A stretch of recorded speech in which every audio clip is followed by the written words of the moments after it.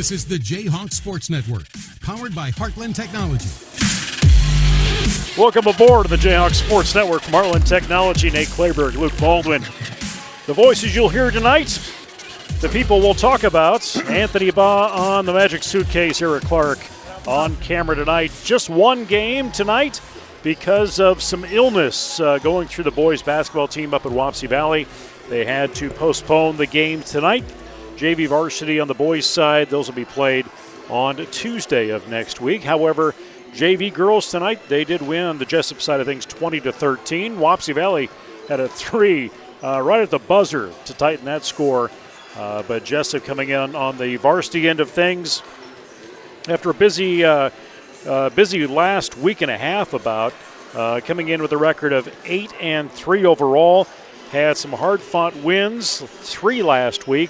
With South Hardin, Grundy Center at home, and on the road over at AGWSR, a 4-point win there. Wapsie Valley coming in at 6-5 overall. And last week beat Columbus on Friday, Tripola on Tuesday. Soundly beat Tripola 67-19, as well as beating Columbus 51-27. This is an NICL East battle. Both these teams representing that league, which is Jesup, Wapsie, Sumner Fred, Owine, and Union.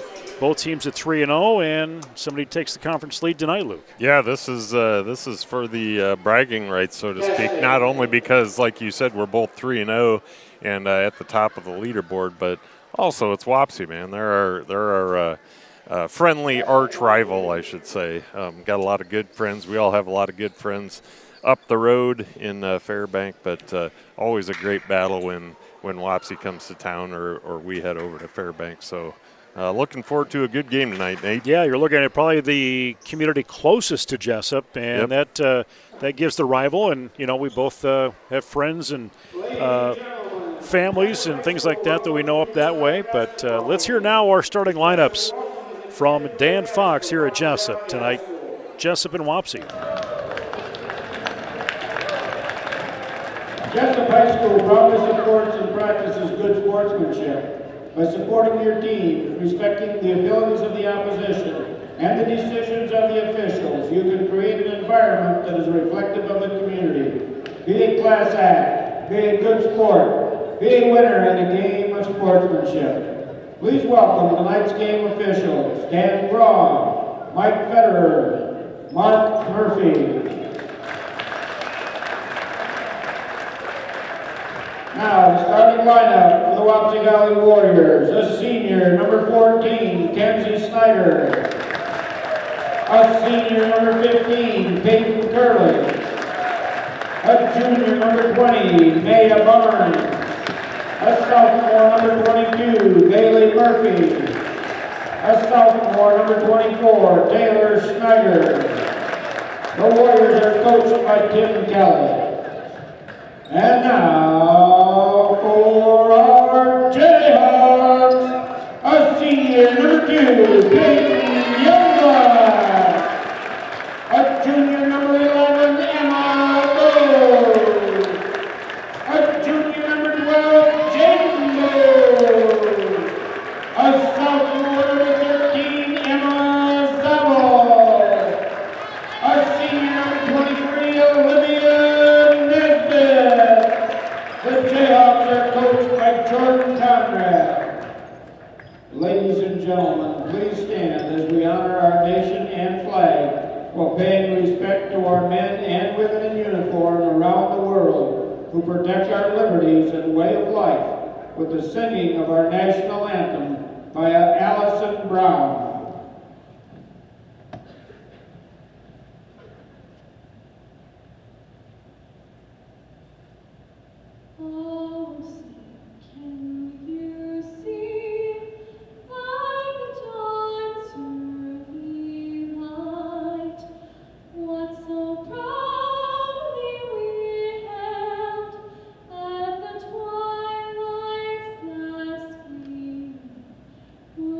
Stripes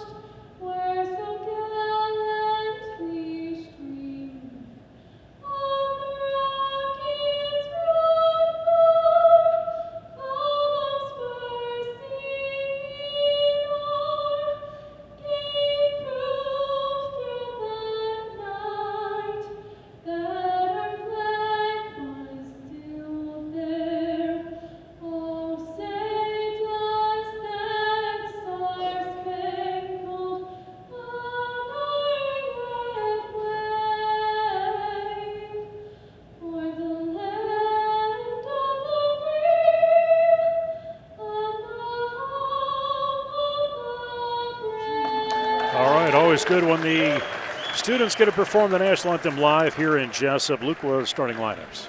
For the Wapsie Valley Warriors, we have a 5'8" senior guard, number 14, Kenzie Snyder, a 5'7" senior guard, number 15, Peyton Curley, a 5'7" junior guard, number 20, Maya Burns, a 5'11" sophomore forward, number 22, Bailey Murphy, and a 5'10" sophomore forward, number 24, Taylor Schneider. For your Jesup Jayhawks, a senior guard, number 2, Peyton Youngblood. Junior guard, number 11, Emma Bose. Junior guard, number 12, Jaden Bose.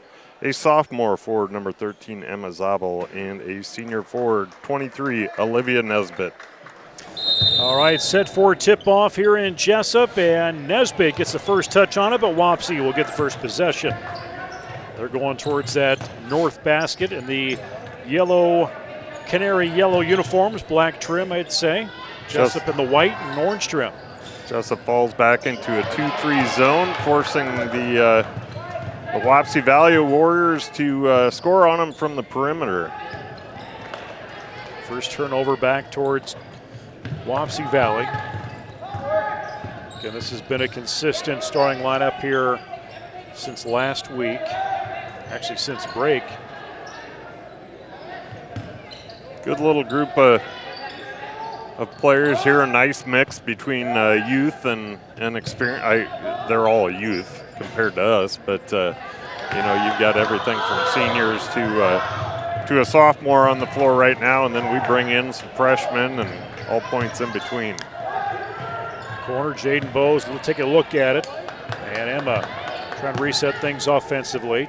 Jaden looked at a three. Yeah, Jesup just needing to do a better job of hanging on to the ball right now, securing it. Peyton Youngblood had the shot. Jaden Bose opens things up. Speaking of Peyton Youngblood, I guess it wasn't last game. It would have been probably a week ago already. She shot, I believe, 8 3-pointers in a game, which you know as well as I do. Peyton is not one to put up a lot of shots, and she made 3 of those, as well as a couple of layups in that game. So came out of that game with I think her season high, actually her career high. But I wish I could have seen that, because I'm all for Peyton shooting the ball. Yeah, she definitely has all of a sudden just got out of her own way here last week and just started taking advantage and showing some senior leadership and getting that ball up there. Did the same thing over at Ackley on Friday. Absolutely, and Olivia Nesbitt drains a nice mid-range 3 on the opposite end of the court. And now Peyton Youngblood, speaking of the devil, just forces a turnover. Jaden with it, pushing a Nesbitt, has a double if not triple team. Ball gets loose. Who touched it last? It will be, they will see it did come off of Olivia. Yeah, that's an interesting call given the trajectory of that pass. I don't think that happens without it touching a yellow hand first, but who knows.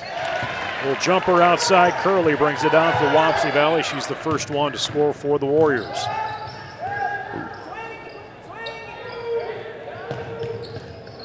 Jesup trying to move the ball around the perimeter quickly.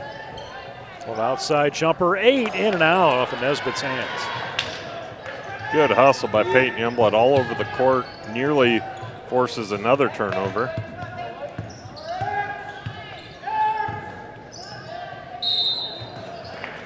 It's going to be a foul from behind on Peyton Youngblood. That'll be the first team foul for either of these squads, and the first one for Jesup. Bailey Murphy will head to the line to shoot 2. Bailey just a sophomore for the Warriors. Back of the rim.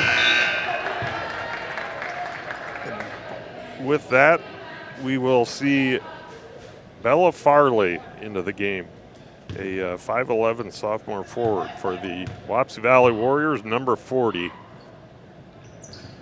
Got to go through back-to-back free throws in for Murphy. Just a 1-point margin. Wapsie spread their defense out a little bit on Jesup. Olivia's going to be asked to move that ball down 4, spread them out a little bit. Emma maybe took a half a second too long before she Missed up that shot. Ball is not going to be over and back, but Wapsie's going to keep attacking, and they're going to go, almost as if they're going to go up on the scoreboard, but missed shot will get the rebound. Just kind of a messy game out there so far, Nate. Got to be strong with that ball, no matter whether you're wearing a yellow jersey or a white jersey. 5-4, Jesup in the lead. Hit it. Emma was in some foul trouble the other night over at Ackley, Geneva. Foul on Kenzie Schneider. That's Kenzie's first. And that will bring, although that won't be the cause of it, but we do see Marley Shizzle for the first time tonight for the Jayhawks. She replaces Jaden Bowes. Yeah, back to your point about Emma and fouls. I mean, that's, as we see Peyton Youngblood knock her first, second three down. That's kind of been her Achilles heel. I mean, she is such a badger on defense and always all over the court, giving herself to the game, but sometimes she gets a little bit out of control and does commit a foul here and there, and has a tendency to put herself in trouble in that regard. Yeah, what it seems though, she kind of, she shows her frustration and then she just kind of moves on. Yeah. But good three there we see from Peyton Youngblood. Again, schedule change tonight. If you're just tuning in and thinking you're watching the boys game, if you didn't hear, that got shifted to Tuesday of next week. Some illness up at Wapsie Valley, so there'll be a JV boys contest on Tuesday, which makes for a busy week next week. And you're going to hear all sorts of different people next week here on the Jayhawk Sports Network. Coming up on, actually, I should, this week we got wrestling on Thursday, Union, and then we've got Old Wine doubleheader Friday. We'll talk about next week's schedule here in the next break. A lot of home contests. All sorts of personalities scheduled to take the mic. Well, beginning on Friday was some difference. So this is our last time together, our first and last time together this week, Mr. Baldwin. That it is. We both lead such busy lives. It's a wonder we get up here at all. I mean, we're pretty important people. Just ask us. Back of the rim, no good. Touch off of Bowes. No, will come off of Wapsie Valley. I thought Emma maybe had the last touch on it. I think that Bailey Murphy got that before it went out of bounds. So we're going to take a timeout. That Coach Tim Kelly back at the helm for the Warriors calls that a 30-second. Well, Friday, our next basketball game, actually Thursday, Levi Vogel and I will have that call for you on Thursday with Red Hot Jesup Wrestling Squad. OY, I'll carry it solo for the girls' game, and then Jason Pilcher shows up here for the boys' game. Monday, we're going to bring back an alumni night, not just Luke as an alumni, but Carson Lenau and Camden Oshner going to make their way over from UNI, even though that's first day of classes, or maybe not since it's MLK Day. But they'll be here for that broadcast, and then Luke and probably Eddie. I'm thinking so. Does he know that yet? He does not. Tuesday? I haven't even posed the question to him yet, but Jason Pilcher, coach of the assistant coach for the girls basketball team, he's usually down to call a game. So we call him Eddie for those of you not in the know. And then on Friday, a week from this Friday, it is senior night. So we'll have that for you as well, as we'll scan here during a break and you can kind of see all of the seniors, at least in the basketball end of things. There's a load of them. They'll be honored probably between the games, I would imagine, next week. Back at it. Under 3 minutes to play first quarter. Again, 8-4 is our score. 2 threes. Jaden Bowes, Youngblood. Nesbitt has a basket. And Wapsie, 2 free throws and a basket. Murphy with the charity stripe. Earnings and Curley with a basket. But I would say it's not lack of effort that we don't have any more points. No. Nice job by Emma Bowes on that possession. Get it out and up quickly. It's been a flurry of activity, Nate, just not resulting in many points. Shot left corner, Youngblood. Whistle. I was a little late whistle. I was like, is there going to be a whistle? Yeah, that was a real late whistle. I'm not saying it wasn't a foul, but you got to call those when they occur. Otherwise, people start questioning you. Foul against Shizzle. And we will see Weber come on the floor. Jesup in a full court. Kind of a 2-1-2 press. So Peyton Weber, Nesbitt, Emma Bose, Shizzle, Youngblood, all on the floor. Ball's loose. Wow, Peyton, she did save it. She's all over tonight, man. She's really bringing some energy to the court. You got to be careful saving the ball on the other team's baseline like that, because you get a few people out of place, they're real close to their own hoop. Wapsie Valley will have the inbound, and Vogel will make her way in place of Emma Bose. That's an interesting substitution. Oftentimes, Vogel will come in for Youngblood, and I do wonder if Youngblood's getting rewarded for her play here a little bit. It's also possible that I have no idea what I'm talking about as far as rotations go, but sure sounds good though. But I mean, Youngblood has come out and played some very good defense. We used to, back in the day, when I coached a traveling team, she was one of our players, and we called her Spider Monkey because she was all over the court like a darn spider monkey. And that's the way she's played tonight. Jaden Bose will come in to relieve Youngblood. 90 seconds to play, first quarter still. 2 fouls apiece. Those, of course, will reset at the end of the quarter. Off the gate, Vogel with a miss on that side. Weber does get the rebound, looking for somebody. And now Shizzle had an opening, and then we'll dish it off to Vogel. Baseline confidence. Nice floater. You nailed it there, man. Confidence is the key. She's come a long ways. She's a good player when she started the season, and you continue to see that. Yeah. That skill set. She's grow matured. And that confidence increase. She's matured quickly. Under a minute. Good defense. Wapsie Valley struggling on the basket. Good defense by Olivia Nesbitt. I think I really like about Jesup's play tonight. They're wasting no time getting the ball up and down. Nesbitt with another shot, give her 4 points. Wapsie Valley again 3-0 conference play in the Nickel East. Have beat Union.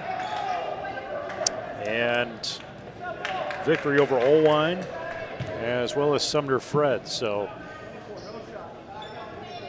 have only made their way, I guess, after night one time through the conference.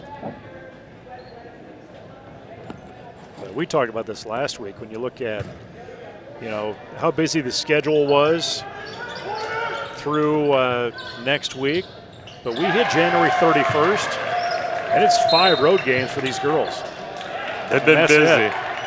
Bella Farley with the deep 3, and then Jesup turns it over. I didn't even see what happened. We step on the inbounds line there. Had to have been something to that effect. Did they call that? They must have called that a 2. Or did they have 3? We don't know. They called it 2 on. I thought it was a 3 by a ways, but I'm also half blind. That gives people confidence that are tuning in. Yes. Yeah. They're like, good thing we don't pay for this. Another timeout for Coach Kelly. He wants a full timeout this time around. Coach Kelly, of course, for Jesup, on the Jesup sideline for years. I think he spent some time as a head coach, certainly as an assistant coach. And don't quote me on this, Nate. I think he followed a grandkid. I believe you're right. To Wapsie, and has just kind of stuck with that program. And as a benefit to them, I mean, Coach Kelly's a great coach and an even better human being. I always enjoy visiting with him whenever I bump into him. It's always interesting. Yeah, you can look across the conference, and we've got some Jesup people in other schools, and There's other schools that have their people at Jesup. Yep. You can't go wrong. I mean, if you're teaching or coaching this area, you really can't go wrong. It's just good people. Besides us, you know. I mean, the rest of these people are all pretty solid. They won't even let us sit with the regular people. No, they put us up here. Keep them up there in that cage. We just finally realized it. Hey, you people up there. You people. Bald people, I think is what they were saying. 17 seconds.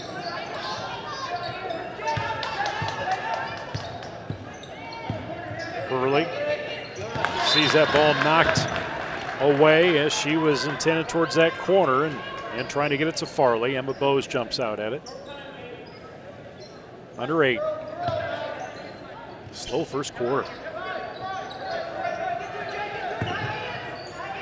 Just in that zone press. Last second shot now going to go. Nesbitt will have it. Good job by the Jayhawks. 12-6. Keeping no more points, or keeping points off. But I don't even know what I'm trying to say, Nate. Solid defense by the Jayhawks in the quarter. Let's leave it at that. It's hard when you don't get a warm-up, isn't it? Yeah, let's not we throw you right into here at a game at 7:30 at night.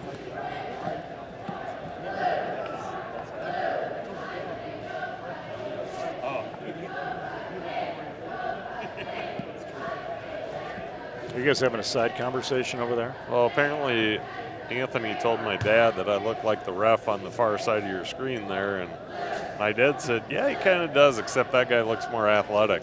So, Anthony apparently said that. I was going to have your dad. I was going to have a little chat with my dad. Thanks, bro. Yeah, you can see him just outside of the view there. So that was Anthony disparaging me, which checks out. That makes much more sense. And for the record, that guy does look more athletic than me. Uh-oh. What do we got going here, Nate? Well, Joe Smines on a ladder. We've got lights. Somebody needs to hold that on. And we're fixing the net. The net came undone. I thought this was one of those scenarios where the lights are stuck on, because we've seen that before too. One season we even were fortunate enough to good job, Joe. Let's give Joe a round of applause. I didn't even know that guy knew how to climb a ladder.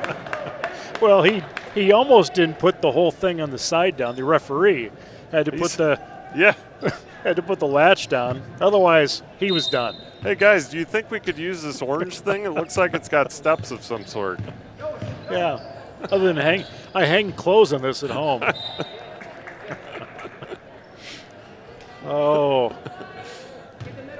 I've had the TV in my office mounted on this thing. I thought it was just a TV mount of some sort.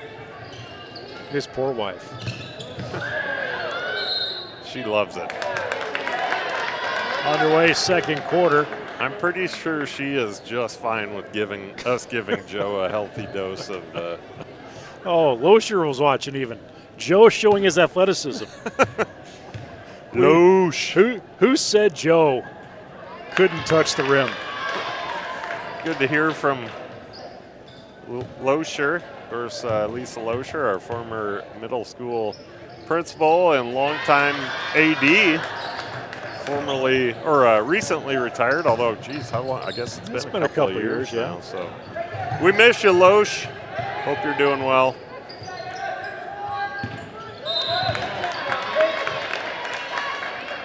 $7:30 to go till halftime. We will talk to the athletic Joe Smines coming up here at halftime. He'll make his way up.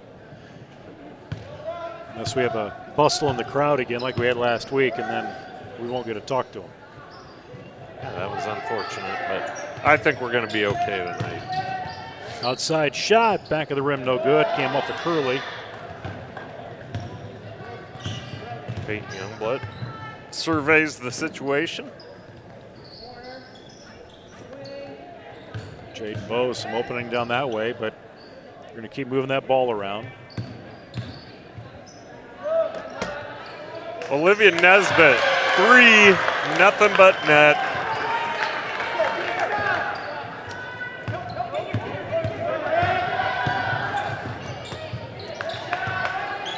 Give credit to Jesup.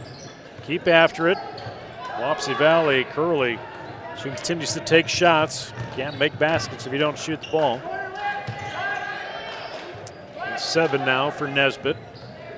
There's Emma Zabel draining the three, so our bigs are doing small things. And I wouldn't be surprised. We see Tim Kelly take another full timeout. I wouldn't be surprised to see Coach Kelly drop put his team in a man-to-man after our inside presence. Both of them just lit up the 3-ball on them. Not a terrible turnout for tonight's game. That's a cold night. Yeah, it's a chilly one out there, and I think there's a wrestling meet happening up at Wapsie Valley tonight. So we're trading fans. Yeah. I did see on the Facebook today or recently, they're up to pushing $700,000 in that legacy fund for the baseball softball complex. That's outstanding. So I know there were some newer ones that came in recently. I think Iowa with like 10,000.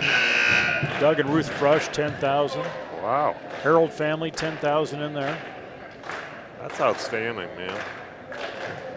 That's I know we've talked about this before, and we have called out a few of the larger donors, but I mean, that's great. Doug and Ruth Frush. I mean, talk about longtime supporters. Doug has done everything around here. Sure. From keeping the scoreboard to clerking our track meets, to running our track meets, to running the chute at a cross-country event. And even one year I watched him get thrown up on at the end of a cross-country meet. So that dude, he's a part of it, and that's very kind of him and Ruth to give. So check to out support that. Check out the Jesup Legacy Fund. You can find them on Facebook. See how you want to make your contribution. There's also in-kind contributions. Luke has donated pool time to anyone that comes to your house. I don't know what value you're putting that on, but somebody wants to take advantage of it. All I ask is you bring refreshments. Whistle blown inside the paint. It will be a foul against Jesup and Peyton Youngblood. That'll be her second first team foul. She will come to the bench. In place will bring Dylan Vogel, the freshman. One thing I've noticed about Vogel that you kind of miss a lot of players saying she's always out there with her hands up. Yeah. When she's on defense. Yep. Very active hands. Jesup into a line press break. Didn't really need it. Vogel not going to get trapped in that corner. Takes advantage of that pick from Zabel.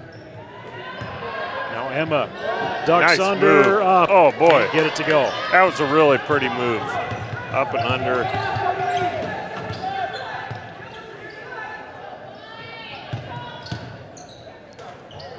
Murphy with it, no good. That'll sail far. Nice job, Olivia Nesbitt helping her counterpart. Emma Zabel off the ground there.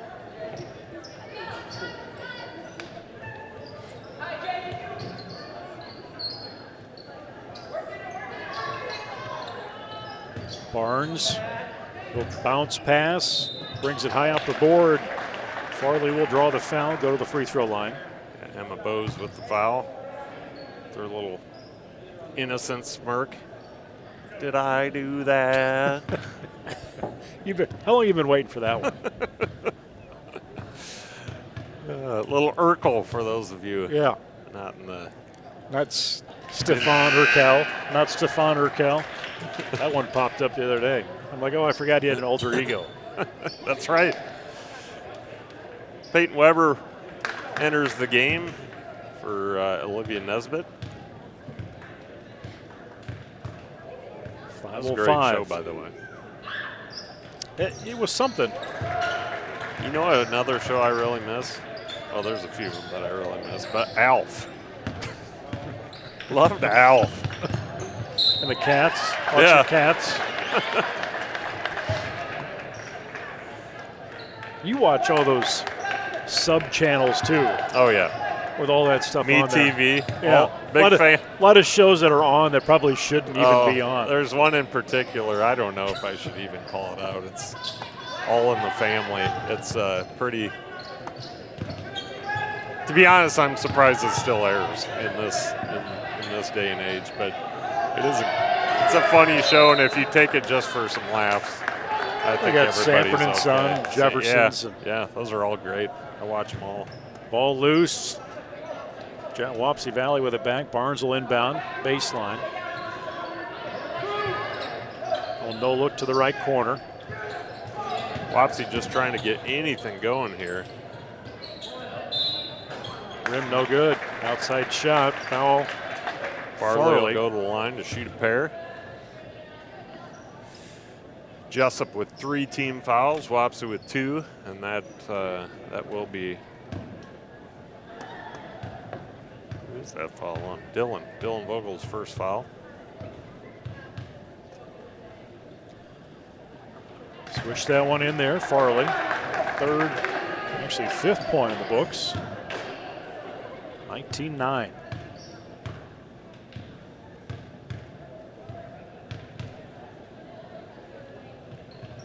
Right in there, good form. It's within reach. Jesup needs to keep driving, keep building.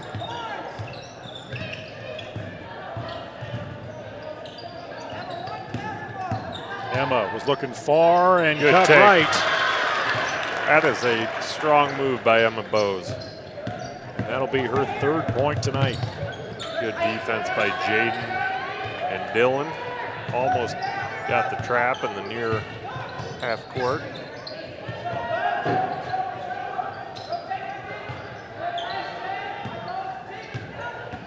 Cut underneath, looking for somebody.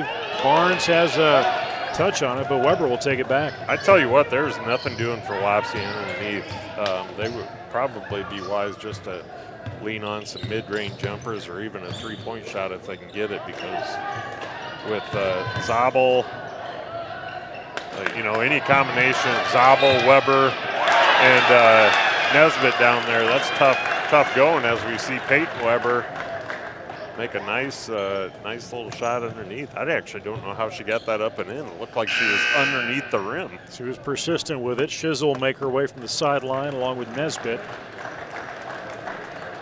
And Jaden Bowes and Zabel will sit out.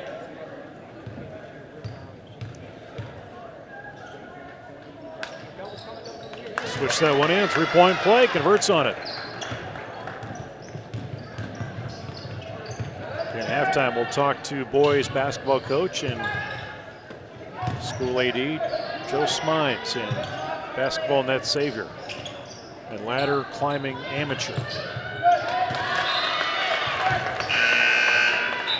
Ball goes off the outstretched fingers of Maya Barnes, Jr. I've been watching Maya play since she was a little kid. She was always at the involved in the J League over in Wapsie, and she was, we talk about Emma Bowes being a Badger. She was always the Badger for Wapsie. She was all over the place, going a million miles an hour. Maya Jr. on this team, 5'7". And Shizzle trying to make some room. She probably got away with push off there. Coach Conrad saw the writing on the wall and quickly called a timeout. He's going to take 30 seconds to talk things over with the Jayhawks. I give credit so far. Jesup has put up 12 points. Wapsie Valley's only put up another 4 points total. As we said, Jesup girls back in action. Only 2 games this week, hosting Oline on Friday and another conference contest, and then back with it next week, Summer Fred Monday, Union on Friday.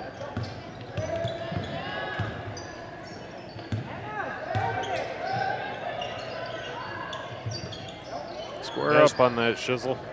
Weber covered down low. Wapsie's going to take it away. And Vogel getting after it. Take it to the rack.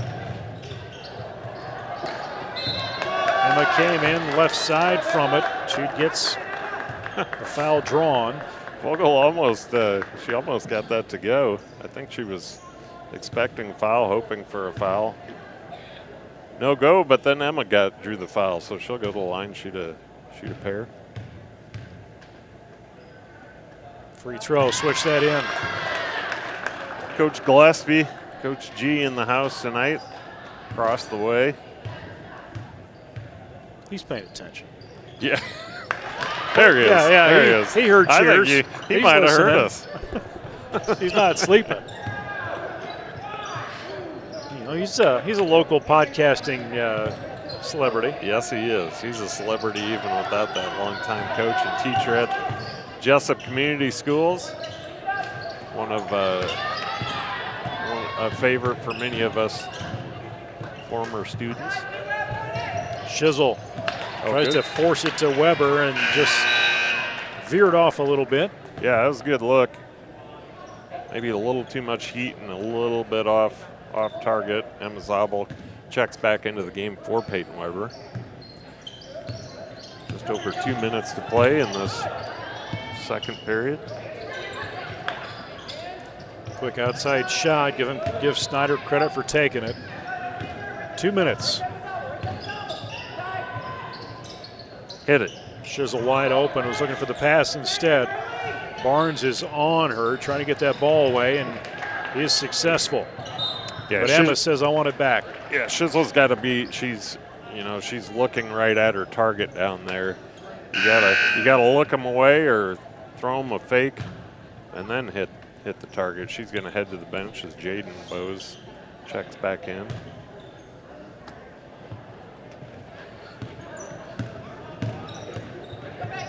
Joe Smines in the house, breathing down her necks. He made it up 2 ladders tonight, Nate. Yeah, Losher's impressed with your ladder climbing. Yeah, so. we were surprised you even knew what a ladder was or what it was meant for. 90 seconds to go. Girls well in the driver's seat of this one.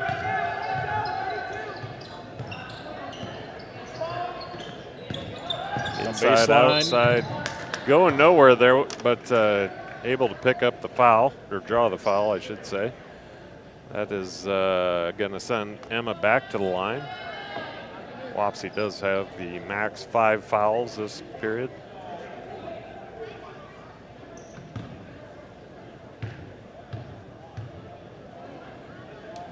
A little strong on the first.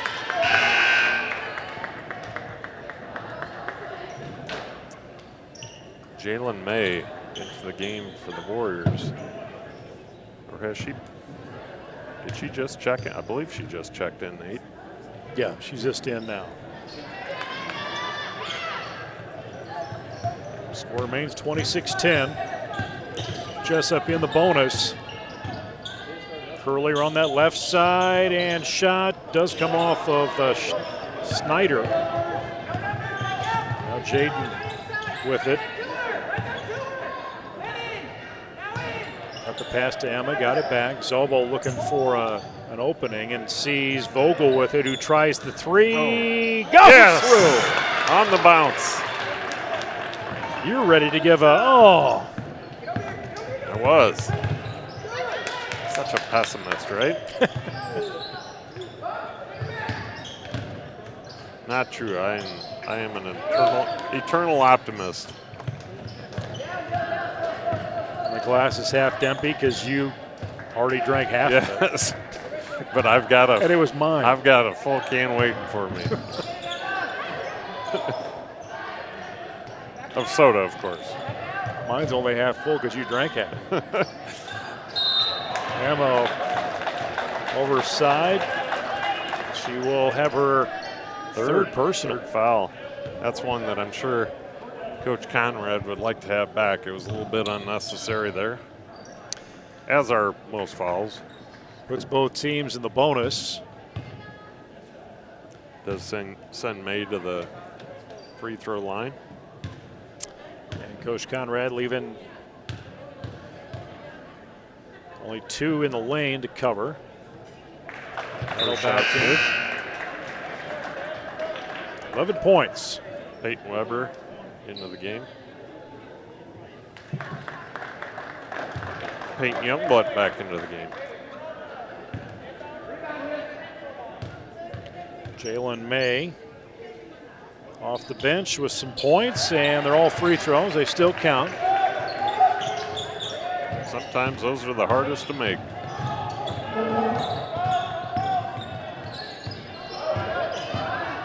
Youngblood around the timeline. Just a couple seconds left. Zabel tries a 3, gets blocked. And we are at halftime, 29-12. And we will turn things over here at halftime as we bring on head coach Joe Smines. And it's good that you know how to use a ladder. Oh, I know how to use a ladder. I don't know if you know how to secure the ladder. I'm glad the official pushed the thing down. Yeah, otherwise I'd have been tumbling over it. I need Mad Dog down there to hold it for me. I do have a little giant ladder at home that is very nice. I know how to use that baby. Go on the top of the roof. Okay. How often does this happen? I go on the roof frequently to check gutters for leaves. Okay. Ask the wife. All right. And I'm pretty nimble up there. Anthony doesn't really believe you. I'm way nimble. And thanks, Loescher, if you're still listening. I am way athletic. The Loesch. Living legend, the Loesch. Well, a different schedule tonight. So Wapsie Valley with some players into the weather, moving this on to actually Tuesday next week. Yep. But before we move into the future, let's talk about the past. Busy week last week, and it wasn't an easy one. No. Come out of break, play a South Hardin team that's solid ball club, had a good team over the last years, had some returners, kind of an inside dominant team. They kind of play old school basketball, don't shoot a lot of threes, and want to throw it inside. And we played a really good first half, and we're down 1, and made some adjustments at halftime. The kids did a great job of adjusting. They have a kid named Jackson Drury, who kind of tore us up in the first half with 12, 14 points and facilitating the ball. We put Paxton and Brennan Eichner on him in the second half, and did a great job. And Landon Vogel played an outstanding game in the second half, and we got it by 10, then able to close it out with a nice 3-point win over at South Hardin, and good way to start after Christmas break. And then came home for Grundy Center. They showed why they were a top 10 team, especially in the first quarter when they hung up 31 on us. But the best thing of that night was our kids' resiliency and how they kept battling. And you looked up in the fourth quarter and they still had starters out there, and it was a 13-point game, I think, with 4 minutes left. So I credit our kids for battling and trying to get better that night. We challenged them after the first quarter to do that, and they responded. And then we played our first back-to-back of the year, which is always interesting. You never quite know how a group's going to acclimate themselves to that. And Ackley had to do the same thing. And whenever we go over there, it seems like it's a real grinder. The girls' game was a grinder, and our game turned into a grinder. And credit Ackley for getting that done. But most important thing is we found a way to win the basketball game and got 2 nice road wins. Paxton McCone had a great second half for us. He challenged him at halftime to be better, and he had 13 points second half. We didn't win the game without him. So, 2 of our road wins this year, we've gotten great production from Nick Moore at Olwine and now Paxton at Ackley, and that's will benefit us going forward here. Well, and it's 2-year-longer road trips. Yeah. To Ackley and going over to Eldora to South Hardin, and it's a cold part of the season. Yeah, and finals week last week, we had a lot going on. But the legs, they were a little tired on Friday. You could tell. Yeah, Ryan's such a jump shooter type player, and he handles the ball a lot. And those guys played a lot of minutes on Thursday night. And we talked about how long we were going to keep them out there against Grundy, but we kept making a push at them that we were just enough in the game, and the kids were really competing, so we didn't take them out until Ryan and Landon until probably a minute and a half to go. And Ryan, both those guys looked tired. They've played a lot of minutes already, and but their leadership was great. And we found other guys to get the job done. Gage Wymore hit big shots for us, and it takes a whole group effort to get the job done. Well, and you talk about Paxton, and that's it. It kind of really opened my eyes. I don't know if it was necessarily Monday, but Thursday night, and then into Friday. I hate using the term he came out of his shell, but it's like the light went off, and he was just willing to go after some things. Yeah, kind of during Christmas break when we came back from that 5-day off, he didn't shoot the ball well in practice, but you saw it looked like a senior on the last half of the year, kind of click in for him in terms of how you have to practice, how you have to prepare, things he was doing on the court. And he made some big plays for us at South Hardin. I thought at the second half did a great job defensively, and then saw him come to life offensively for us and defensively. Him engaged did a great job on the top of that 2-3 zone. And we're always looking for seniors to develop, and that's why we want to have kids out for 6 years, 2 junior high, 4 in high school, because you never know when they're going to find their potential or find their best game. And hopefully Paxton, after Friday night, can start doing that on a full-time basis. Yeah, as we then move into next weekend, all of a sudden it's a busier week than it was, with a Monday, Tuesday, and then Friday being senior night. I guess talk through the adjustments you had to make today, from, I guess, the coach's standpoint, from the AD standpoint, because you got to make sure there's some space available on Tuesday. Well, luckily, I've known Marty McCowan for, 30-plus years. Him and my dad go way back, and I've known him in AD role and basketball role before I was even coaching or playing. So we have a great relationship. Their AD, they gave me a heads up on Saturday night, Sunday morning, that they've been having some issues illness-wise, starting to creep in a little bit more than just the normal, few were here. Talked to Coach McCowan Sunday night, and he had actually had the bout of it too pretty badly.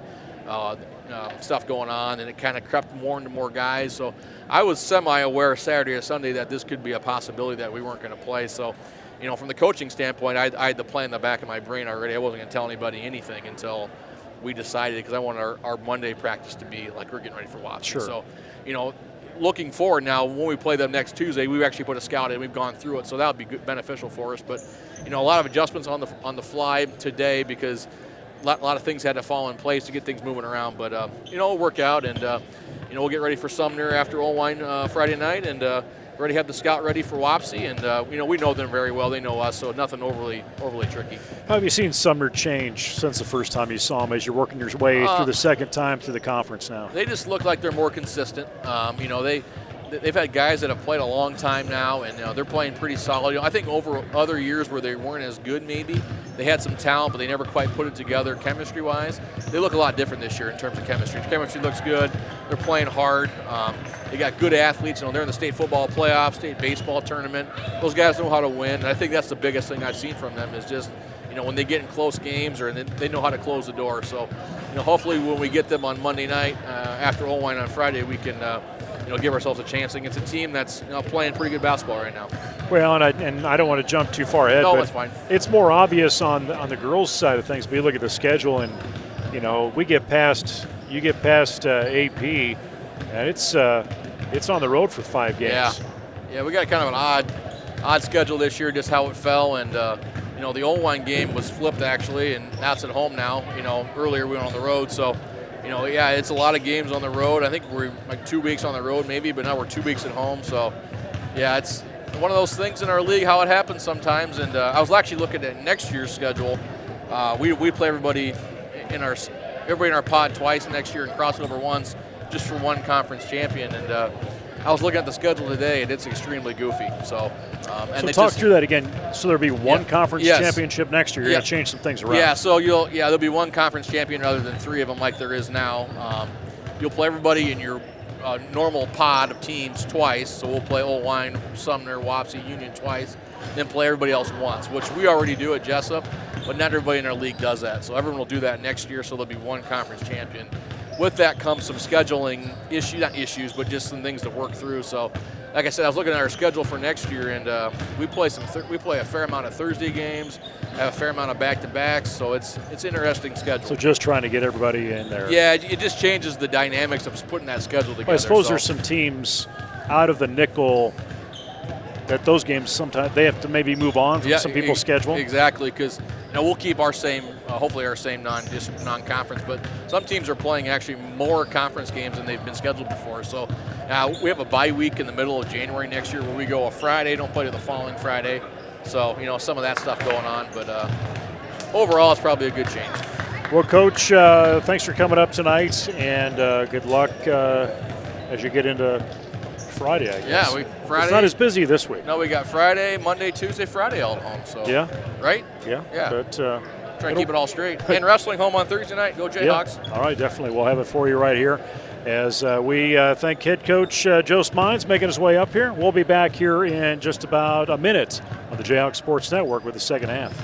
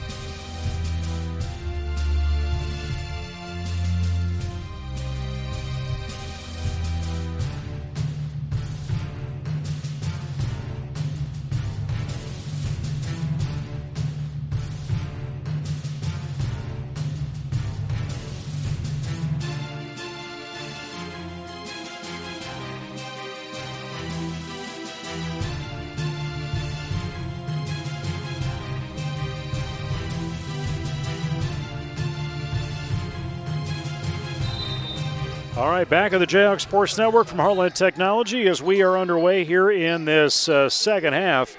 And Jesup girls leading Wapsie Valley right now 29-12. Again, nice to talk to head coach Joe Smines for our boys team. Talk through last week's 3 wins, actually 2 wins and a loss, and kind of the change they had in the schedule with Wapsie Valley and get moved to next week. But we're here tonight. Girls in action. JV won earlier by 7. We'll see what the boys can, or the girls can do here in the varsity end. Certainly. Excuse me, Nate. Sorry to wake you up at the halftime break that you get. Got a little yawn to kick things off here, but certainly on the right path with a 31-12 lead early in the third quarter as we see Maya Barnes take a shot, no good. So, all loose under the floor. Kenzie Snyder got in the way of that football pass. Jesup outscored Wapsie in that first period 12-6, the second period 17-6.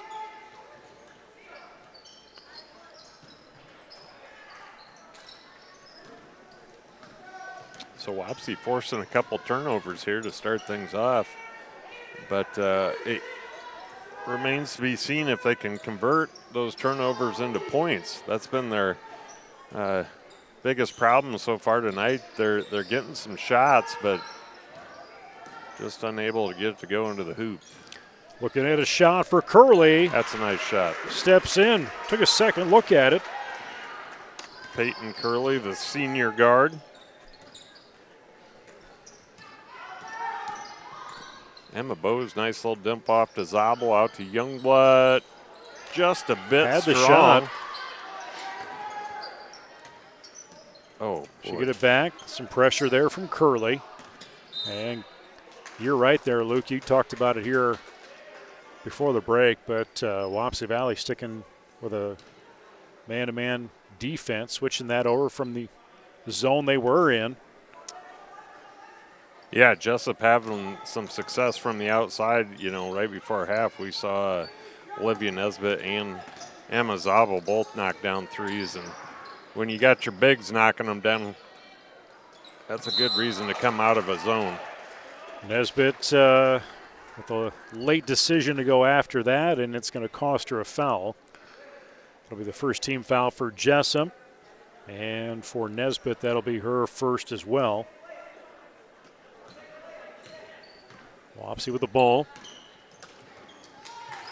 And it's going to be off the shin, I believe, of Emma Bowes.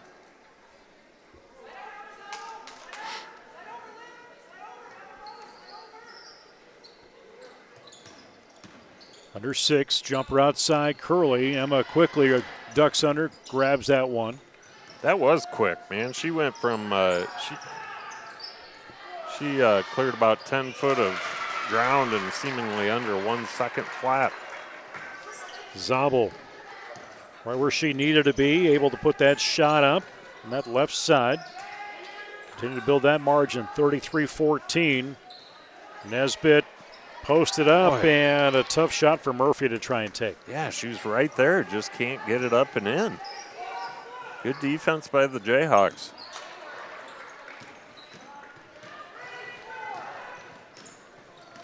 Pull back a little bit defensively. Barnes, little Curley jumper again. Curley has 4 total points. Farley 5. She's the leader for Wapsie Valley. Jessup's leader, 7 points, is Nesbitt, along with 7 as well for Emma Bowes. Yeah, they're going to get Jaden Bowes on that foul. That's Jaden's first of the evening. And Maya Barnes cannot convert on the first. I do like Wapsie's shot selection here in the first half of the third quarter. They're, I don't want to say settling, but I think probably wisely taking some of those mid-range shots we talked about in the first half. You know, they were having absolutely zero success feeding the ball underneath and trying to get a shot up against our bigs, and then really not having much success from the perimeter either. So take a couple steps in where it's clean and pop that 10-footer. Foul under the net. That one's going to count against Wapsie Valley. And we'll go against Schneider. Bella Farley back into the game. She replaces Taylor Schneider. Olivia Nesbitt got it. Quick on the inbound. She leads this team in scoring, averaging 13.3 per game, 45% from the field. The kiss off the glass. Emma Bowes quickly back the other way to force not a turnover, but does deflect a pass out of bounds.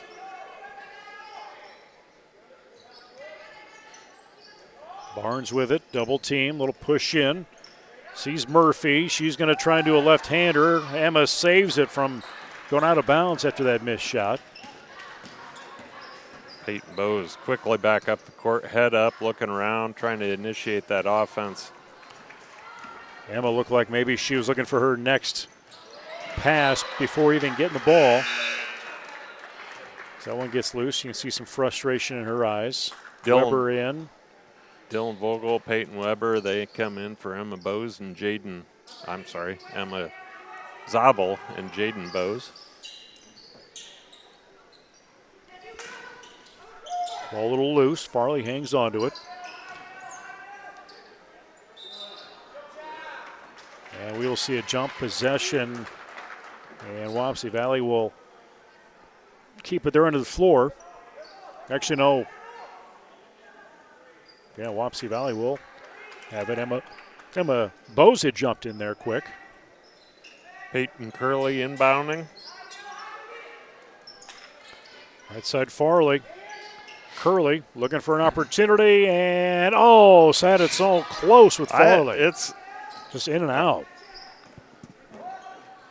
I'm really feeling for the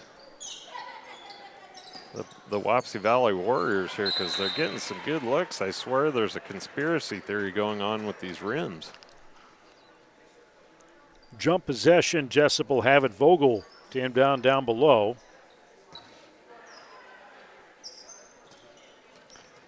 And Youngblood, she'll pick it up on the dribble. Really good point guard for Jesup, and pressure. Going to happen with Emma Bowes, but timeout is set, as Luke just mentioned.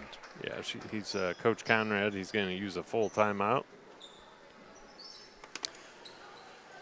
Looking at the schedule overall, we did talk about what's happening on Friday. It'll be actually Thursday, our next broadcast. High school meet. It's youth dual and youth recognition night. And I believe it's Janesville and Union coming in town for a duel. We'll have it for you on Thursday. I think Levi's actually not going to be there. He's off vacationing in Florida with his family, so he won't be there on Thursday. So I'll have that. I would have been happy to go vacation with his family, so he could have. He probably would agree. He probably would have agreed with you. And then on Friday, like we said, Olwine will be the team as we have a boy-girl doubleheader. Looks like JV will be in action as well. And some boys fresh soft will take place. And on Saturday, high school varsity tournament down at Marion. And a JV wrestling tournament over at Independence. So give credit to Coach Gross, and they just keep showing up every place they go and winning. They certainly do. Olivia Nesbitt on the feed from, I believe that was Peyton Youngblood. Easy 2-point play underneath.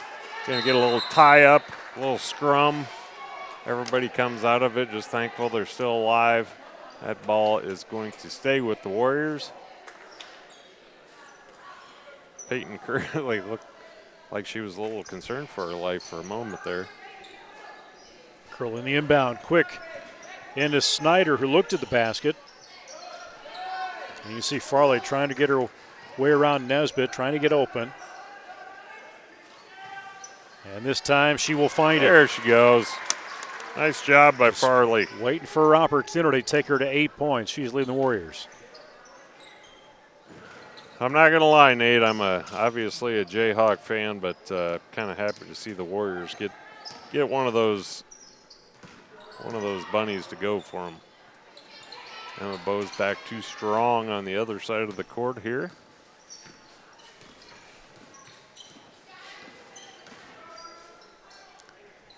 This is a slow-going game, is it not? It's a slow game, yeah. I mean, when did this start? Last week sometime? Yeah, Have we been up here that long? I think it's right after school we got going. Goodness. I think maybe part of it is because we're used to calling the girls' games first, and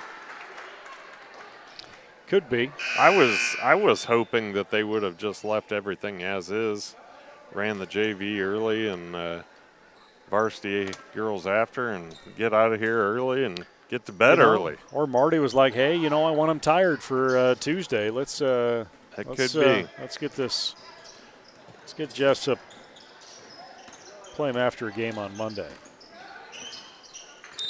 No, he was mentioning it's all part of the master plan, all part of Marty's master plan. You put it past Marty, I don't know. I'm sure maybe he's tuning in tonight because he's bored and doesn't have anything else to do. It wouldn't surprise me at all. Or he wants to support the girls' team and watch them. That would be more like yeah. More like it. That sounds better. Shot from Youngblood, left side. Got it. Pretty shot. Youngblood having some success from the outside here as of recent. A little push to the back there. Joe did mention at halftime he kind of got wind maybe Saturday, Sunday that there was a chance illness was going to take the best of that Wapsie team, and wasn't official till today. Well, I hear they're dealing with a bad so dumb I can't even get it out. Bad case of the black and gold plague. The black and gold plague, is it you call it the Wapsie Valley plague? Yeah. Is that what that is? I started to say it. And I'm glad you thought through your language before you spoke. I'm here all night, folks. Well, at least till the authorities show up. A little surprised they haven't been in. Your last year is your last year. 1:25 to go, third quarter. Vogel to Bose and finds Youngblood again. Nice. And now Zabel going to duck back towards the hoop. She will drop it. That's solid basketball right there. Work the ball around the perimeter. Peyton Youngblood kicks into Emma Bose. She gives a nice shot fake, steps through, up and in. 42-17, Zabel at the free throw line. I believe we just saw Jalen May come back into the game for the Warriors. Excuse me. Snyder has Vogel take that ball away from her quickly, and she's going to pound her way down towards that Jesup territory and try not to let that ball get stripped, and foul will be called. That'll stay with the Jayhawks. Vogel was not going to give up. She will inbound. She's feisty. She may be small in stature, but big heart, big pride, tough kid. Sobel in the corner, one bounce, looking for Weber. A little lean in around. Good kick out. Vogel was just a little bowl, she man. was persistent. She needed to do something. She just keeps that head up. Seemingly no real highs and lows with her personality, her demeanor. She just I kinda think goes that's the out there and most plays. expression we've seen from her. Yeah. Weber with her second foul, Jessup's fourth in the waning seconds here of this third period. We'll reset the fouls as we're in the second year of that new rule. Oh, Anthony's back. Oh, did he? Yeah, he's just wandering around the school. Where'd you go down to the shop? Do some business at the shop, like the good old days? Never mind that the magic box went down 5 times while he's gone. Fortunately, we're so used to him being gone that we know how to fire it back up without him. 42-17, Jesup back on defense. Barnes on the inbound baseline. High Archer trying to get something going. Murphy with it. Good defense. Really plugging that lane. Jesup Vogel. Jesup doing a nice job of staying down on defense, not jumping and get themselves in foul trouble. Vogel last shot for the rim.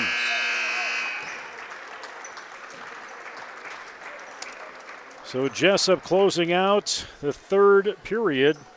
Wapsie Valley only able to get 3 points up on that board. And give credit for Jesup. 13-3 advantage in that third period. Both these teams, again, 3-0 in the Nickel East. Talked about Wapsie Valley's side of things, but the conference side of things beat Owine early on, 61-30. Get to see them again on Friday. Beat Sunderfred up at their place, 50-23. That was back on December 13th. And then a victory down at Union. That was right before the break, 63-25. So Jesup definitely the driver's seat to take the Nickel East Championship. And Luke Joe was talking at the break. Next year, there will be, I guess, a division winner, but then they're going to have an outright conference champion. Yeah, as they should. Get rid of these stupid pods. I never did like this. And I know part of it was just a result of the quarantine situation. We were going through all that. But well, and we added in, we lost a team, added some teams the conference-wise and try and balance some things out. Yep. But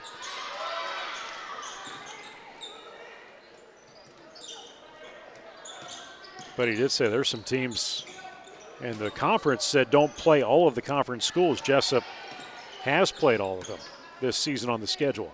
Ooh, close. Emma wisely gets that arm out of there, almost committed a foul after missing the shot. Peyton Youngblood forces a turnover again. She's got about 3 or 4 turnovers to her name tonight. I'm sorry, forced about 3 or 4 turnovers.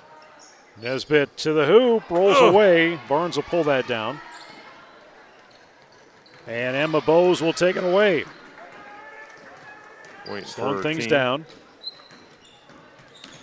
Comes baseline, finds her sister. Jaden off the side of the rim, comes out of bounds, and it will, hopefully it was looking at coming off of one of the Warriors, but we'll see Murphy inbound that. Yeah, it was pretty close. I think that's what Emma Bowes was trying to force. I'm Nate Kleberg, Luke Baldwin, the other voice you hear. Thanks for joining us in the Jayhawk Sports Network tonight. From Heartland Technology, Anthony Baugh running the Magic Suitcase, Eric Clark on camera. And Emma really watching where she's at. She's got 3 fouls this game, so she's been a little more conservative defensively. And she's done a nice job because she picked up that 3rd foul before right before the end of the first half. and hasn't gotten another one since then. And I mean, I think I can say that's a tall task for somebody like Emma, who is so active out there, especially on defense. Jump by Barnes right at the end.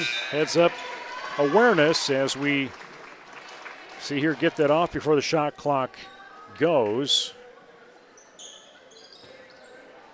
And Nesbitt will cross the timeline with it. Quick over to Zabel, not a three. Bowes pulls it down, triple coverage, and a foul inside. Thought they were going to call it jump ball for a minute there. I thought there's a whole lot of hands for a jump ball. Maybe the first personal foul against Barnes. First of the quarter for the Warriors. And Barnes will knock that away from Youngblood. Ooh, you talked about Barnes being all over the place. She's quick one way to the other. She's a solid player for the Warriors. Brings the ball up for him. And the Jayhawk defense has been pretty stout tonight. Oh, rebound, Nesbitt, and gets Way the to follow stay up. with the kid. Take her to 13 total. Barnes at that one spot. Murphy with it. Bring it to the other side. Getting May coming off the bench for the Warriors. Another forced turnover by Youngblood.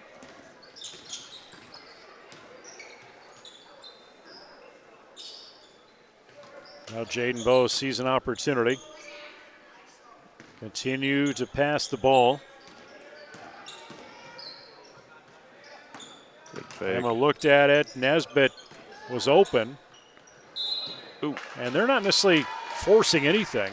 No, they're playing very unselfish ball. I think Emma Bowes might give a fake and drive as well as anybody on the court. Time and time again, she'll be out at that perimeter looking like she's going to try to knock a three down. She gives a great fake and then blows by the defender.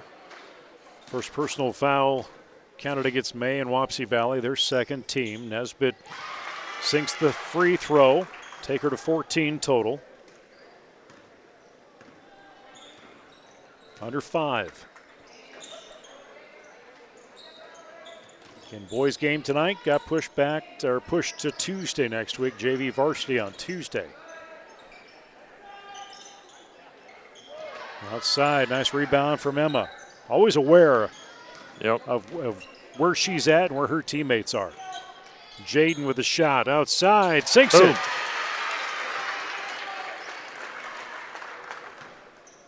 A quiet 6 points for Jaden Bowes. She does kind of quietly do some damage, doesn't she? She's done that in a few games. She's not gonna stack the highlight reel, but she's a good consistent player. And she can get that ball to her teammates when they need it the most. Yep. Zabel, we'll see that one taken away. Nice break up there by, I believe that was Kane that broke that up. Stay down, Olivia. There you go. Outside shot, Farley, no good. There's Zabel looking for somebody, finds a guard. Peyton Youngblood will bring it up across midcourt.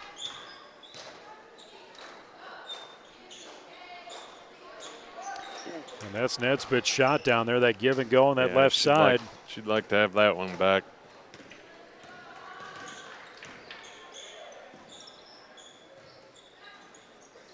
Yeah, that one had to think about it. Oh, that was a good shot by Farley. That was one of those that was kind of in from the beginning, even though it did kind of roll around there, like you said, thought about whether it wanted to be in that hoop or not.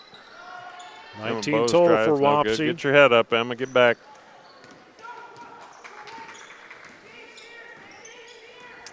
Might be time for a few subs. Oh, right.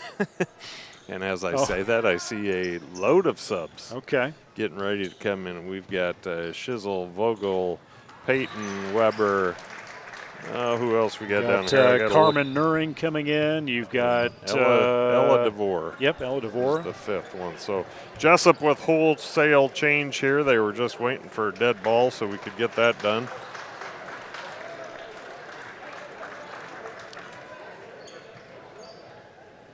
Well, these girls play full varsity time as well.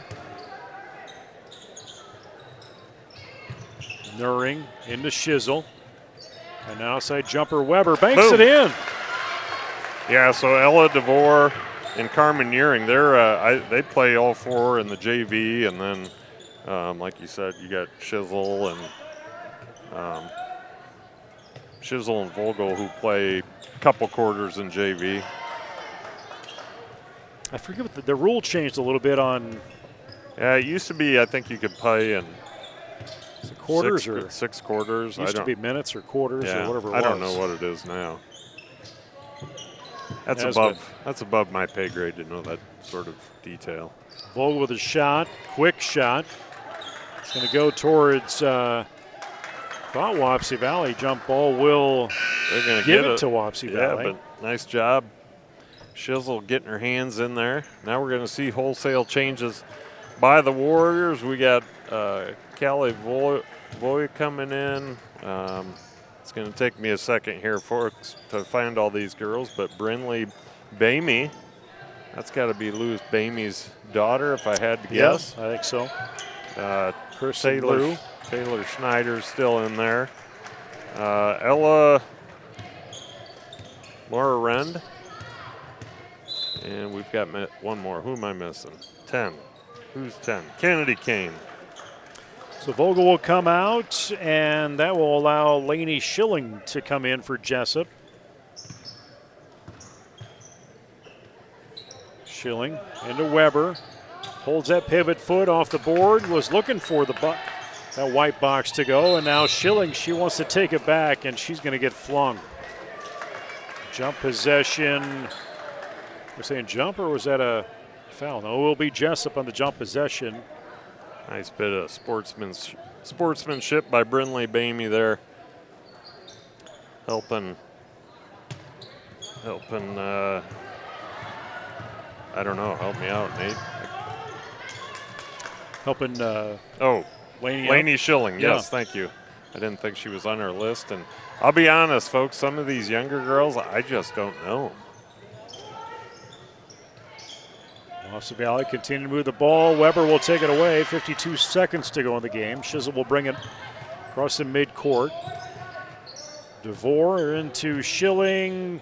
Almost taking an extra step, but Nuring will keep the ball going as she goes into motion. About a 10-footer out and sinks it in there. Nuring with a basket. Right at the elbow. 27 seconds. Bamey had it up top, and Nuring tried to take it away. Weber looking to block that, but fouls instead. Peyton with a sheepish grin after that dropping the hammer there. I think she knew pretty quickly that was maybe ill-advised. 52-23. Free throw goes through the hoop for Schneider. That'll be her fourth or fifth point. Give credit Ardell Oshner running the sideboards tonight down there. Helps keep us honest up here. That's no easy task either. Off of Weber's foot, and will be Wapsie Valley ball.